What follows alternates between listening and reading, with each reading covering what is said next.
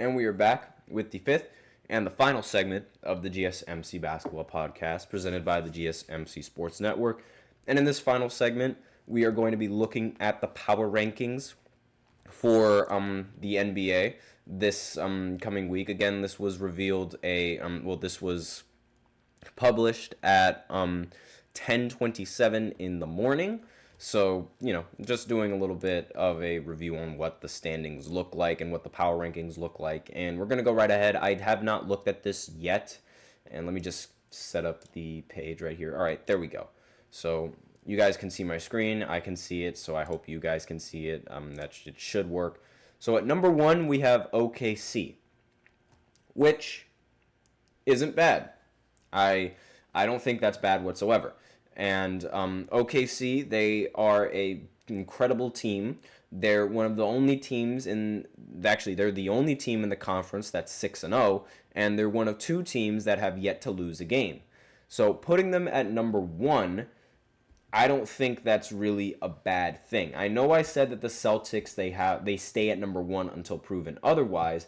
And I will say that the Celtics, they ended up dropping a game against the Pacers. And that game that they ended up dropping, I know it was an overtime loss, and the game was really, really close up until the very end, which, it's all right to lose when it's like that close. Again, it's never all right to lose. I should amend that statement. It's different when you lose in overtime off of one shot compared to if you just flat out lose in a game. Like, the implication is rather different. So I don't really see this as a bad thing, moving the Thunder all the way up and, keeping the Boston Celtics out of number 1. I don't really see that as a bad thing, especially considering the competition that the Oklahoma City Thunder have had to face in regards with their schedule. So next is Cleveland. Now, I understand giving respect to the teams that have yet to lose a game. I have nothing wrong with that. But I will say that I don't think that Cleveland is a team that should be ranked higher than the Boston Celtics. I have full confidence that if the Celtics and the Cavs match up in a series, again, then the Celtics are easily going to beat them. Maybe not easily, but they're going to end up winning in the series, which is why I don't think they should be ranked this high. However, I will say that early on, while their competition wasn't all that impressive, they still faced rather, I guess you could say, worthy adversaries, right? And let me just go ahead and go through this schedule real quick, right? So they played the Raptors in their first game, right? It's not a big deal.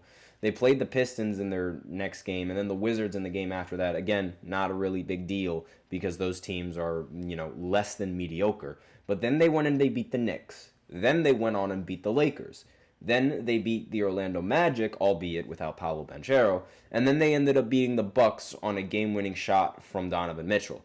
So moving them up to 2, maybe not necessarily, but again, I totally understand why the only 2 flawless teams in the NBA are ranked 1 and 2, and I respect this list for that. So I assume afterwards it's Boston. Yep. Boston drops all the way from 1 down to 3. Again, if it were me, I would have put the Boston Celtics all the way up here, at number 2, just because, I feel like the Celtics would beat the Cavs in this series. But that's not really trying to disrespect the Cavs and what they've been able to do in the season. But as of right now with the Celtics, given the fact that they're 6-1, there's really not much that needs to be said aside from the fact that they ultimately dropped a game, and that's why they ended up moving down in the rankings. So not a big deal, not really much that needs to be said. The Phoenix Suns, they move all the way up from number 7 to number 4. I don't think that's going to be the ranking that they're going to maintain throughout the rest of the season, but they split the first 2 games in LA, and then they ended up winning 4 straight, and they're one of 5 teams with fewer than 2 losses, which makes sense, why they're ranked at number 4. Let me see what team is ranked below them. Okay.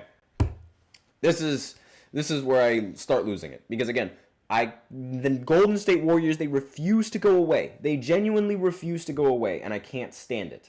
But that is a completely different argument. What they've been doing and how they've been winning these games, not to mention winning some of these games without Steph Curry, it is rather impressive, but I do have to nitpick a little bit And I do have to say that I do not think that the competition that the Warriors have faced is, enough to warrant this sort of response, I guess you could say, right? Like, I don't think that the teams that they beat are competent enough to put them in this high of the rankings. Now, in the top 10, yes, you can make the argument, but at number 5, I don't necessarily think so. Now, the first game that they played was against Portland. They easily won that. Portland is bad. Then they played the Jazz. The Jazz are bad. They ended up losing to the Clippers, which I have no idea my opinion on the Clippers yet. I still need a verdict on exactly what's happening there and what to expect. Then they beat the Pelicans in back-to-back games at home. I originally thought the Pelicans were going to end up beating them at least in one of those games, but that didn't happen, albeit without Steph Curry, which is really the more impressive thing. But the Pelicans, they also weren't entirely healthy either, so I guess that evens out. And then they ended up beating the Houston Rockets recently. So these games and these wins, while it is impressive that they're winning without Steph and Curry, these teams are more often than not less than mediocre. Again, more often than not. I'm not saying that every single one of them was less than mediocre, but I think the fact that they did not have Steph Curry and they're 3-0 without Steph really says a lot about this team and the position and where they're at. But that might be like the ultimate boost in the ratings and why they're ranked so high. And let me see, the team below that, the Knicks. I don't agree with that. I think the Knicks should be ranked a little bit higher than the Warriors. And you can call that bias, you can call that whatever you want. You can call that being me being a fan of New York. But really, I feel like the Knicks, they're having a new team, and the losses that they've had in this season, they've come against incredibly competent teams. I mean, they lost to the Celtics, all right? That's what many consider to be the best team in the entire Eastern Conference. And then they lost to the Cavs, another team that is in the top of the Eastern Conference right now. So their only losses in this season have come to the absolute top of the food chain in the Eastern Conference.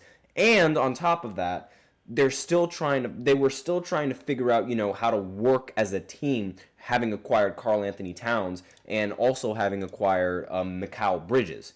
So those two losses, they're against teams that have been at the top of the Eastern Conference for a while, as well as played as a team for much longer than the Knicks roster has as a team. So it makes sense why they ended up losing in those matchups. I don't think they should get penalized that much, and they should be in number 5. That's my opinion. And they ultimately ended up completely outmatching the Pacers in one of their matchups. They also outmatched the Heat in one of their matchups. And then the other one, they ended up outmatching the Pistons. The Pistons, we're not even going to count that game because they're the Pistons.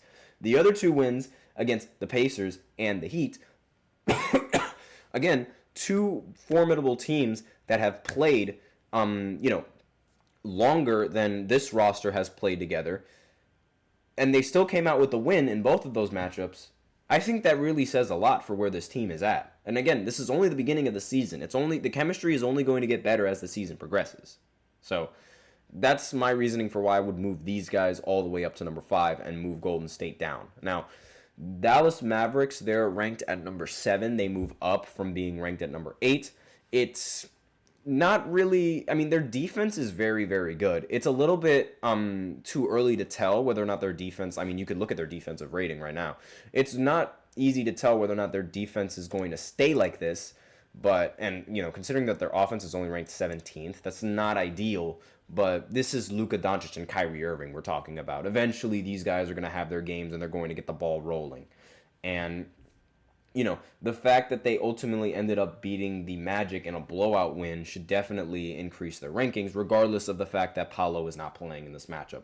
Luka, again, he ended with 32 points, 9 rebounds, 7 assists. With Kyrie, he only ended with 17 points, but again, when Luka is scoring 30, does it really matter? It really kind of doesn't, right? Because Luka Doncic is going to give you that offensive production. And Kyrie, he was still pretty solid from the field, 5 for 11. Again, just solid. Klay Thompson, a little less than solid. 4 for 10 from the field and 1 of 5 from 3. If they can get solid production coming in from Klay Thompson, then this team could be a little bit dangerous moving forward. Next, the Lakers, they drop all the way from number 3 all the way down to number 8. Still rather respectable. Again, number 8, Kobe Bryant. Rest in peace. They do play the Pistons in this coming matchup today. I expect them to win against the Pistons, obviously, because they're the Pistons. And their offense is very, very solid. I mean, you could see them. They're ranked number 5th on offense. Like, their starters are... I saw a stat saying that the Lakers starters have the second best scoring in the entire NBA. However, their defense is really, really, really lackluster. You can see it right here in their defensive rating being ranked number 27. And a team that has very little defense is a team that's beatable in the postseason. And that might haunt them a little bit later on. But as of right now, they're 4-2. Again, really solid. They just have to win out the rest of this week, and then they'll most likely move up all the way a little bit higher in the rankings. Next, Minnesota. I feel like Minnesota should be ranked a little bit lower than 9. They're 3-3 as a team, and they were 6 last week, but now they moved all the way down to 9. And they got a couple of big wins. You know, they ended up losing to the Mavericks and losing to the Spurs. And they also again, they did beat the Nuggets, which was really solid and really good work from them. But again, losing to the Spurs, incredibly less than ideal, which is why I think that they should be moved a little bit lower. And maybe not lower than Denver now that I think about it, considering that Denver has not moved from their number 10 spot. I really don't know what it's going to take for the Denver Nuggets to move out of the top 10, but I don't think they belong in there. Memphis, you could make an argument, deserves to be in the top 10. Miami Heat, another team you can make an argument that deserves to be in the top 10. And the Kings recently, the Kings, they really started out rather poorly for the season, starting out 0-2. But then they ended up going 3-1 after that, which is not bad at all. Like, it seems like they found their footing. And let's see, the Orlando Magic, they're probably going to drop all the way down from number 14, maybe even down to like the 20s eventually if they keep on losing. Pacers ranked at number 15 is, it's respectable. I totally agree with it. Houston moving up from 22 all the way up to 16. Again, another respectable thing. And the Clippers moving up from number 17. They moved down from 9 to 17. Again, that is another very respectable thing. And, I feel like these rankings, they really make sense as of right now so far and given what's been unfolding. And let's see. I just want to see where the Bucks are. Because that's really, the more important thing. Okay. All right. That makes a lot of sense. I don't think the Bucks should be ranked worse than the Detroit Pistons. But, they do have a much worse record than the Pistons, and they did lose in embarrassing fashion. And like Baron Davis said, a team with Doc Rivers is a beatable team. And the 76ers, they move all the way down. Again, they might end up being one of the worst teams in the entire Eastern Conference if Joel Embiid gets suspended for a very long time. But we'll see exactly what happens. But so far, these rankings... all of them, and Utah being the worst team in the NBA, all of it is rather respectable, and I don't really have much of a problem with these rankings at all. And really, the only thing that I would really want to change is Golden State's ranking. I would move them down a little bit, and maybe fiddle with Denver and move them down a little bit as well, along with moving the Minnesota Timberwolves as well, because I feel like that some of these teams... they could end up beating them. I feel like some of these teams, they could end up beating them, and I think Minnesota and the Denver Nuggets, they are rather evenly matched given the matchup that they played against each other recently, but hindsight is 20/20, so we'll see what this week does and what unfolds. So, excuse me, but that's all that I have on this segment, and that's it for the show. Thank you so much for tuning in to the GSMC Basketball Podcast presented by the GSMC Sports Network. Your support means a lot to us, so remember to subscribe to the show, leave a positive review. It really does make a difference. We also invite you to follow us on Facebook, Twitter, TikTok, and Instagram for more content and updates. As usual, we love to hear what you guys have to say during the show, whether you guys have a hot take, burning question, anything you've been dying to share. We're all ears. If If you really want your comment or question to get noticed, then I recommend using Super Chat. You just click on the $ below the chat box and you can send in your comments and or donations that way. They really help the show. If Super Chat's not really your thing, that's totally fine. You could always use the link displayed below the ticker on every show segment as well. You can use gsmcpodcast.net to send in your comments and or donations that way. That's all that I have to say in regards to the podcast and for the show. Thank you so much for tuning in. I'm your host, Nelson. I'll see you guys on Wednesday, and as always, take care.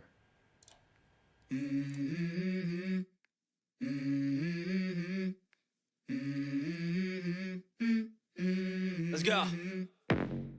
I wake up to a little bit of drool on my pillow, feel like it's gonna be a bad day.